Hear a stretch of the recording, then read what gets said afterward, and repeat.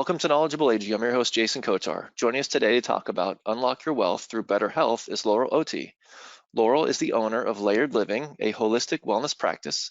She serves families and businesses worldwide as a certified health coach, international wellness educator, celiac disease advocate, and corporate speaker. How are you doing today, Laurel? I'm doing really well. Thank you so much, Jason, for inviting me to be here today. I'm excited to be back with the Knowledgeable Aging community. It's our second time together, definitely. But before we get started, Laurel, let me real quick to those that are joining us for the live webinar. If you have any questions, there's a control panel on your right-hand side. Type your questions in. Time permitting, we will do everything in our power to get your questions answered. So, Laurel, I'm going to turn it over to you. Absolutely. Thank you, Jason. I'm going to start off just really briefly sharing a little bit about me. I am married to my college sweetheart. Here he is, looking all handsome here. And we've got 3 little girls who keep us very busy.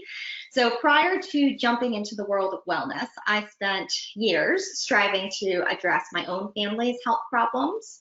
Now, while I was able to identify and resolve numerous health issues that affect my kids, my husband, and myself, I found the process very stressful. It took a lot of time. It cost us money. A lot of the issues we dealt with could have been prevented or resolved much sooner had a more proactive approach been taken. So, like I said, that delay cost us money too, which, nobody wants to spend extra money on healthcare costs, right? So my experiences inspired me to go back to school and start my holistic wellness practice, which is called Layered Living. So now I teach my clients how to work with their body and take a more proactive role in their health. As their health improves, they gain relief from those unpleasant health symptoms, which of course reduces how much money they spend on their chronic health conditions. So that leads me to my first question for you. Would you rather have financial security or good health? Well, I believe that these are like 2 sides of the same coin. They're linked. You truly can't have one without the other. So today, I'm going to be discussing the link between financial and physical wellness. So let's start off by talking a little bit about health. Now, our health is based on more than just the food that's on our plate. Food's really important, but a lot more than just that is going to affect our physical and mental and psychological wellness. Instead, a more holistic approach to wellness is needed to achieve good health. So that includes things like nourishing foods, having meaningful relationships, getting sufficient exercise, at least attempting to get restorative sleep. I know sometimes that one's a big struggle for a lot of us, but it's a great aim. Having fulfilling work or hobbies, having some sort of sense of purpose and a safe home environment, a support network, engaging in self-care activities that reduce our stress, having access to resources, and so much more. The list just goes on. When we are healthy, our body and mind are at ease. Every part is running as it should in perfect harmony with one another. Healthy is your body's goal. Why? Because it wants to live, right? So good health provides a sense of comfort and safety and security. So again, our body is at ease. Now, the opposite of ease is dis-ease or disease. So disease means that we lack the things that we need for good health, safety, and security. This may seem like nothing more than some clever wordplay, but that is what the medical research shows. When we're not getting enough of the things that we need to sustain and fulfill us physically and mentally, it causes stress, which triggers inflammation in the body. So if this inflammatory stress remains unresolved, meaning it is chronic, then physical and mental health diseases follow. Unfortunately, chronic stress is extremely common. So what's making us so stressed? Well, many people cite loneliness or dissatisfaction in their relationships as a key source of their stress. And certainly the quality of our relationships and our communication skills are critical to our physical and mental health. But it's not specifically the relationship that's triggering the stress, but rather the areas of ongoing conflict within the relationship. So many people struggle with unresolved issues with their loved ones. In fact, the top 5 unresolved issues that couples fight about are money, free time, housework, physical intimacy, and extended family. By far, money is the #1 thing that couples argue about. In fact, money-related issues are frequently cited as a reason for divorce. Clearly, many Americans are struggling with a lack of financial wellness. Now, financial wellness is a little bit different from financial security. We're going to get back to financial wellness in a moment. But for now, financial security focuses on having the means to pay for what we need right now and the planning to continue to pay for those needs and wants in the future. So obviously, not having enough money to afford the things that you need, save for future needs, and live comfortably is extremely stressful. Achieving financial security helps us feel safe. Again, it puts us at ease, and that certainly is a desirable goal. However, it's not simply having too little money that causes stress. Problems can occur when you have a lot as well. In Magnify Money's 2017 Divorce and Debt National Survey, 33% of those surveyed who earned $100,000 or more per year cited money as their cause of divorce. By contrast, only 18% who earned less than $50,000 per year cited money as their cause of divorce. So the stat shows that having more money doesn't necessarily fix our money problems. It's actually our mindset around money and approach to managing it that is the real stressor. So this is what impacts the financial choices we make and how we talk about money with others. All right, so this brings us back to financial wellness. So a person who has financial wellness has a positive relationship with money and can make well thought out, intelligent choices even when they're not in a state of financial security. This healthy mindset around money increases the likelihood of achieving and maintaining financial security. As a result, money triggers less stress for them and their relationships. So let's take a moment to look at some of the unhealthy mindsets and habits around money that trigger stress in relationships. These are the 12 biggest money-related reasons that people get divorced. So #1, opposing attitudes towards money.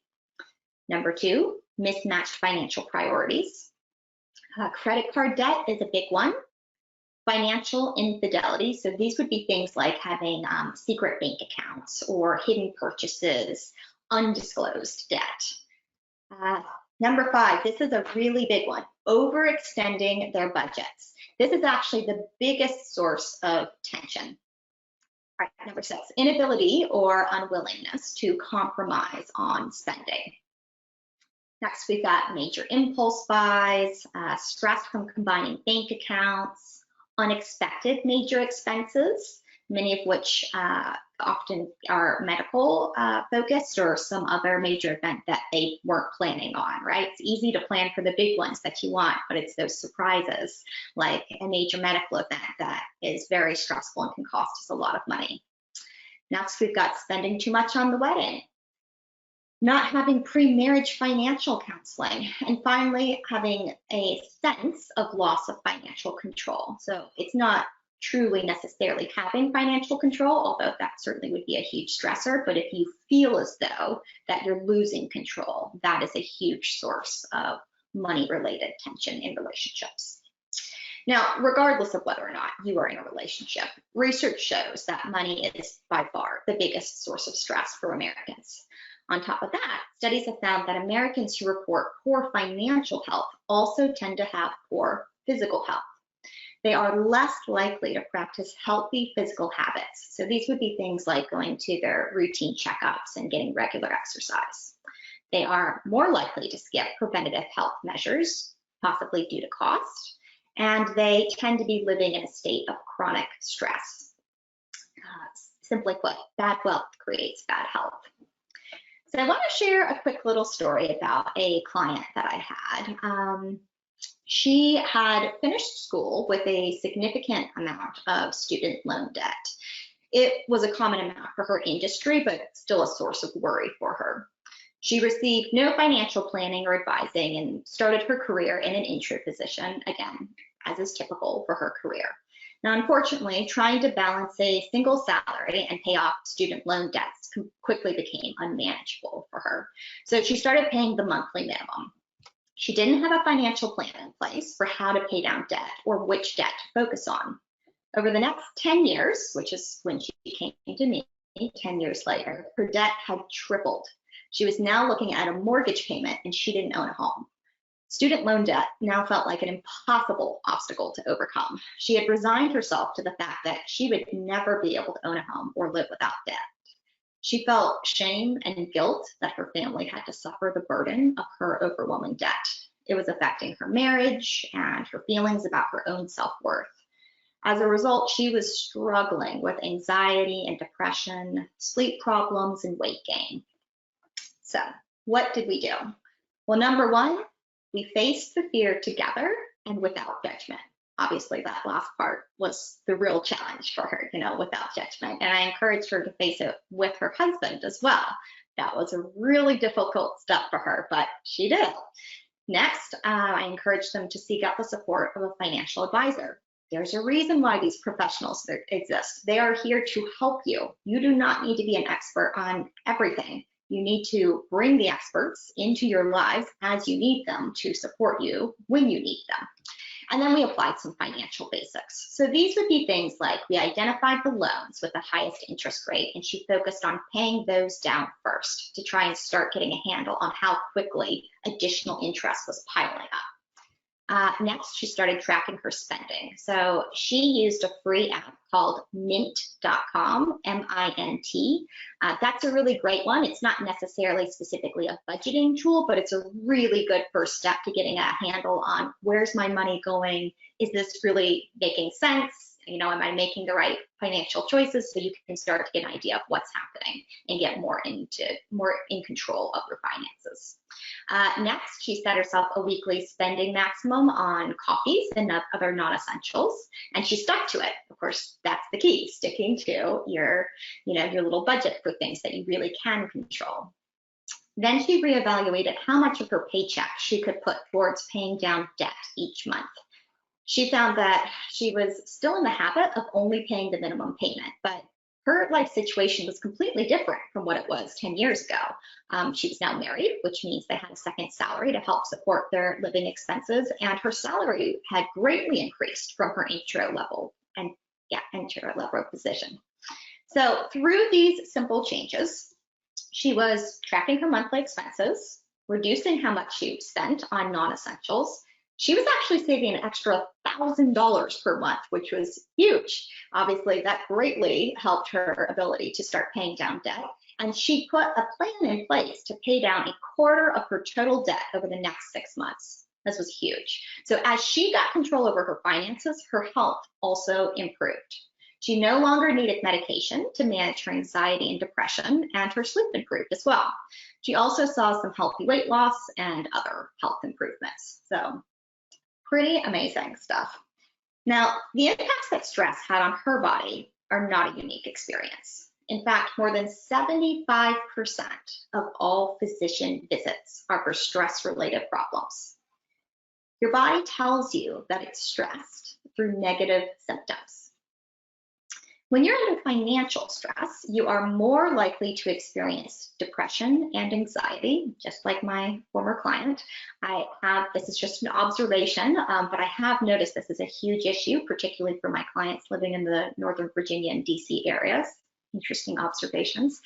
You're also more likely to experience migraines and tension headaches, ulcers and digestive issues, high blood pressure and heart attacks, disrupted or poor quality sleep. These negative symptoms worsen our quality of life, reduce our productivity, and cost us money, often in the form of doctor's appointments and, in many cases, medications.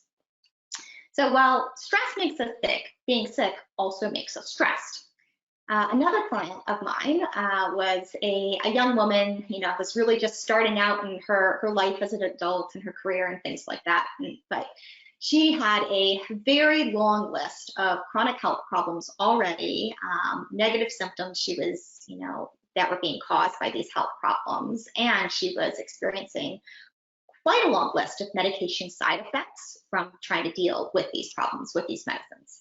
Now, she's truly probably my most amazing success story for how adopting healthier habits can free you from symptoms and medications. I was I was inspired. I know she was inspired, but we were excited. So she began her coaching program regularly taking 17 different medications on a regular basis.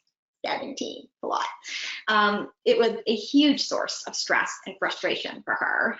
One, because she didn't like being dependent on that many medications, and two, she didn't actually feel better. She felt horrible all the time, and she was tired of it. They were affecting her physically, mentally, and financially. Not only that, but she was missing work due to her symptoms, and her doctor's appointments and medical bills were piling up. It was also causing stress in her relationships. By implementing healthier dietary and lifestyle habits, and I also encouraged her to work with some key medical professionals that could provide, specific tailored support as well for her particular needs, she was able to get down to 4 medications by the end of her coaching program, which is absolutely incredible. As she began to feel better, her relationships improved as well. She was also more productive at work and took fewer sick days, which helped her feel more financially secure. Living in a state of constant stress increases your risk of chronic diseases, disability, and premature death by all causes. This is not an opinion. This is what the medical research shows. That's pretty powerful stuff. In fact, chronic stress is linked to the 6 leading causes of death in America. So these are heart disease, cancer, lung ailments, cirrhosis of the liver, accidents, and suicide. Now, I can't talk about stress without taking a moment to talk about our nervous system, but I'll keep it really simple. So there are 2 main parts of the nervous system that you need to know about. And just to keep it super, super simple, essentially they are the part we control and the part we don't. So the part we don't is part of our autonomic nervous system. So this is our autopilot. Now, our autonomic nervous system has 2 parts. It has our sympathetic nervous system and parasympathetic nervous system. So our sympathetic nervous system is where our primitive fight, flight, and freeze response resides. Our parasympathetic nervous system engages our relaxation response, which is in charge of the rest, digest, repair, and reproduce body systems. Now, our autonomic nervous system acts like a teeter-totter. Only one side, stress or relax, can be active at a time. Now, both sides are working all the time, but when one is active, it means the other one is going to be in a suppressed state. So that means the functions of the suppressed side are not going to be working as effectively. Now, we need both of these body systems, but they need to take turns, right? We need them to be working as they should and not have one operating at all times. All right, so remember, our relaxation body functions: rest, digest, repair, reproduce. These are pretty critical body systems. We definitely want them working optimally. When you are in constant stress, meaning our fight, flight, and freeze response is what is active, these body systems are not going to be working as well because the body is prioritizing keeping you alive. It truly believes that you have some sort of threat, and it needs to focus on what is critical for survival. Now, fortunately, we can give our bodies little breaks from chronic stress, even when that stress is from, outside influences that we don't control. We still have some ability to give ourselves little breaks by engaging in some simple relaxation exercises, such as deep breathing. So we're going to try one right now. All right, so if you are sitting, that's perfect. You can actually do deep breathing in any position: sitting, standing, lying down. I'm sitting, so we're gonna do it sitting. We want to plant our feet flat on the floor or on a step stool if you're short like me and your feet don't reach the floor, and get into a comfortable position.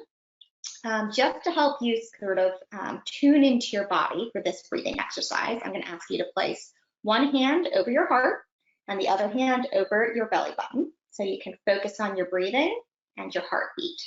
So our breath is doing amazing things for our body. It is helping to engage that relaxation response and bring in our most critical macronutrient, which is oxygen. I think we can all agree we're not going to live very long if we don't have oxygen, right?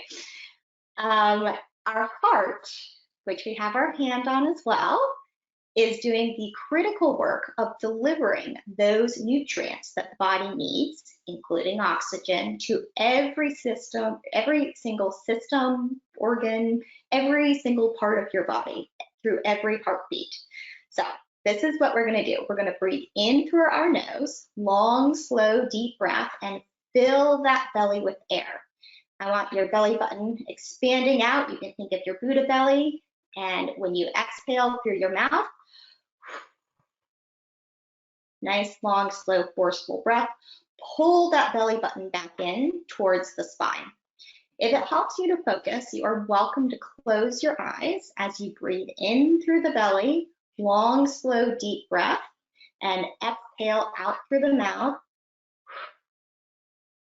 Long, slow, forceful exhale. The more air that we exhale, the more air we will naturally bring back in on our next inhale. So we're just going to do 3 long, slow, deep breaths here. I'm going to close my eyes, and you may do so as well. All right, go ahead, get started.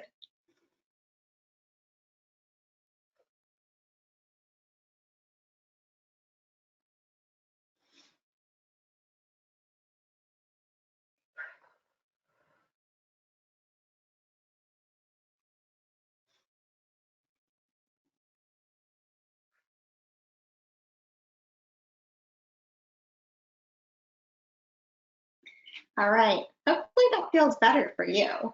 Even just a few seconds of deep breathing or some sort of relaxation exercise is going to provide your body and mind with benefits. The great thing about deep breathing is it's something that you can do literally anywhere. Obviously, don't have your eyes closed if you're doing it while driving, right? But it's particularly good when you're in a situation where you can't necessarily exit the situation, but you need to start getting better control over your stress. You know, stress builds up, and tends to focus in our chest, our neck, our shoulders, which is why when people hyperventilate, they're doing it up in the chest. It's the chest that's doing all the breathing. So when we're breathing in through our belly, this is where our diaphragm is, it's not that we don't want any movement up in our chest. Absolutely. Feel that whole rib cage. Feel stretching at the parts of your back where you hold tension because your lungs are just filling with air, and then bring it back out. But we just don't want all of the air staying up here in the chest where stress resides. We want it filling the belly with our diaphragm, and filling our whole body with relaxing breath. All right, so in summary, money problems make us stressed, stress makes us sick, and being sick costs us money.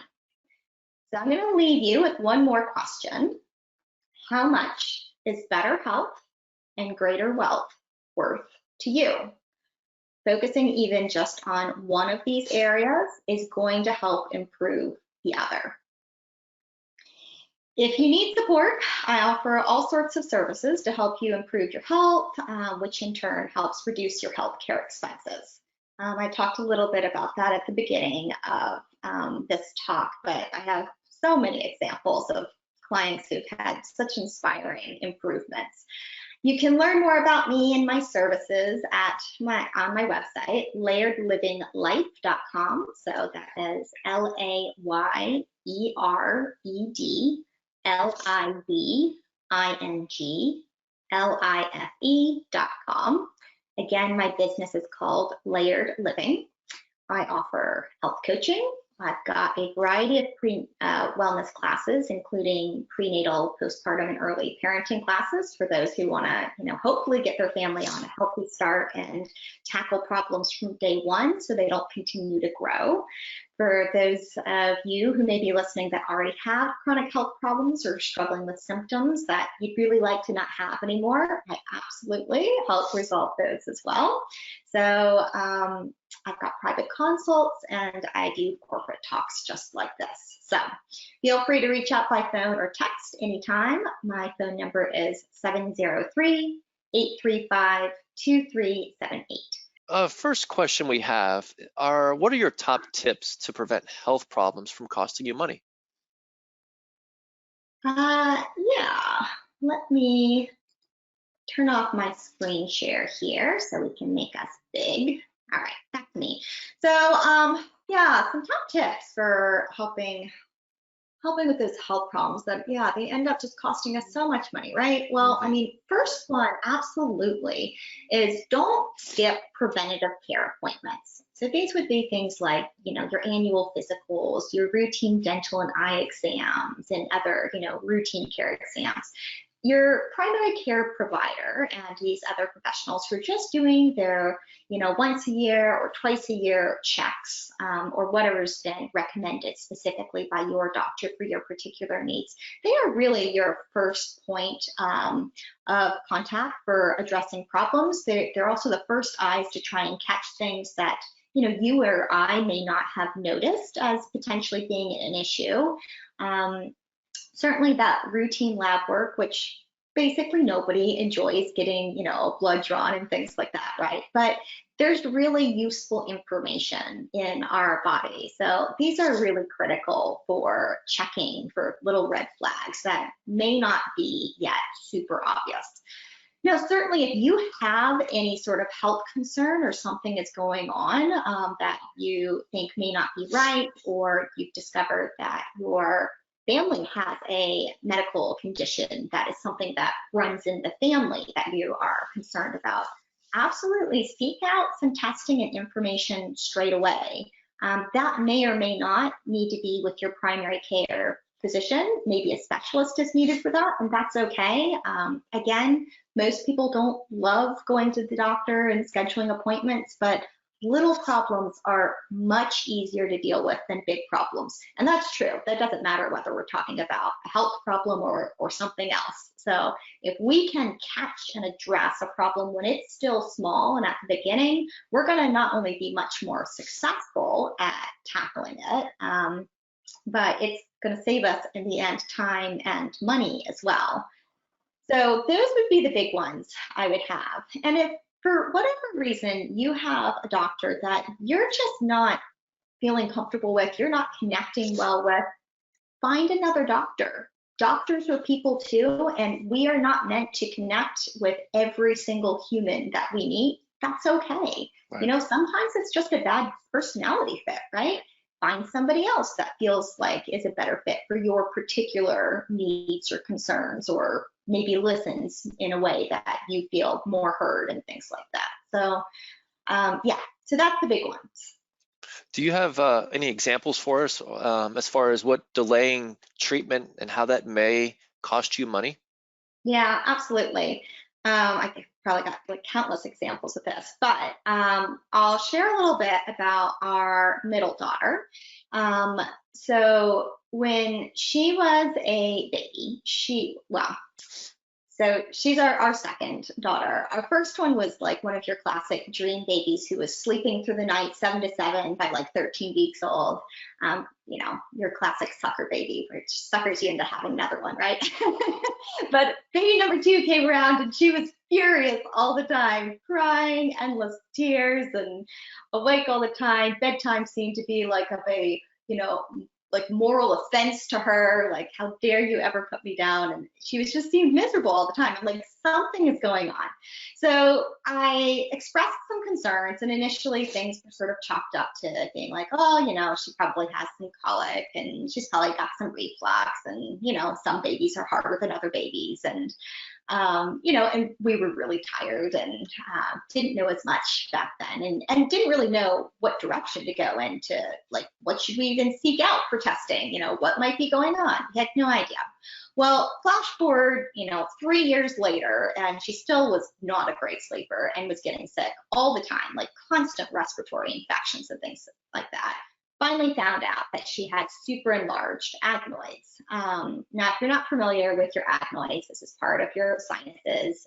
They reside back here, and you can't see them just by looking in the mouth or looking in the nose.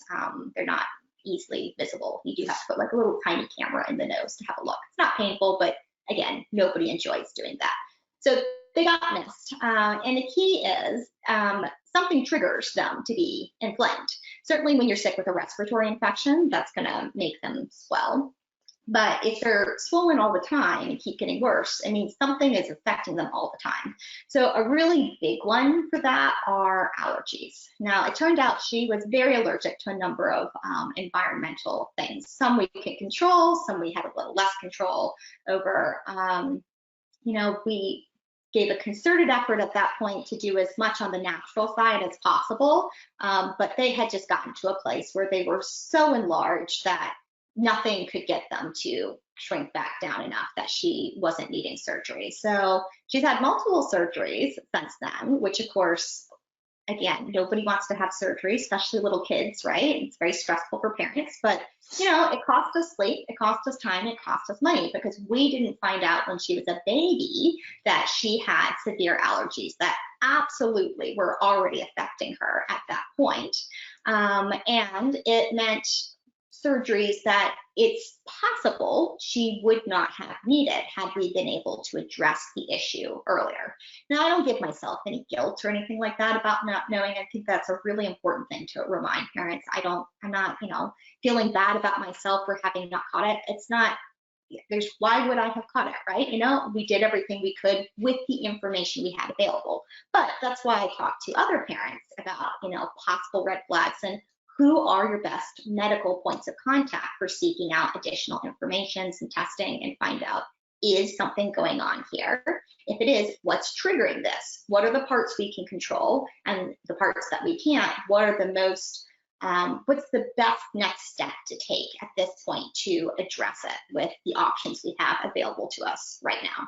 So certainly for her, that's a big one, because man, we were really tired for a very long time. And she's had all sorts of things she's had to have. I mean, not just surgery, speech therapy, because it affects your ability to speak clearly, and all of her formative speech patterns were based on living in a state of congestion.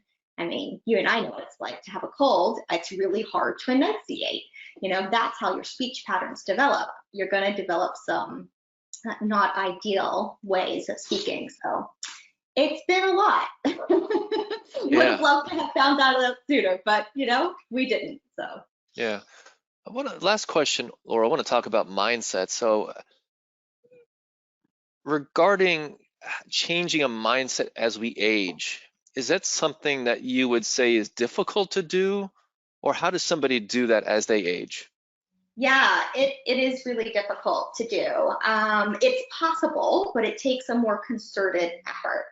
So it's interesting that they say the majority of our financial habits are developed by the time we are about 7 years old, which means even the habits in the sort of subconscious way that parents talk and about money and their spending habits, things that we don't even think of as being anything, nothing notable. They're not absorbing it. They're not even paying attention. Kids are absorbing this and are developing their own mindsets around money that will affect them through their adult years. Now, as an adult, we have the critical thinking skills, because we have the cognitive development to reflect and analyze what are our financial habits, which ones are healthy, positive ones that we want to continue, and which maybe are ones that we need to spend some time tackling because they are not serving us. And while it can be useful to recognize where those habits came from, who in our lives also have those habits, that can be a useful first start. The more critical part is, okay, what am I going to do next? What is a healthier way to think about this, and what steps can I take to get a handle on this habit that's causing me stress, either just personally in my relationship and possibly costing me money as well. So, yeah. Wonderful. Well, thank you so much again, Laurel. Now, as far as Knowledgeable Aging, you can go to our website, knowledgeableaging.com. You can see all of our upcoming and archive webinars. We encourage you to go to YouTube, type in Knowledgeable Aging, and subscribe. We update that as much as possible. Also, if podcasts are your thing, you can find us on Spotify, Apple Tunes, etc. Till next time, I'm your host, Jason Kotar. This is Knowledgeable Aging.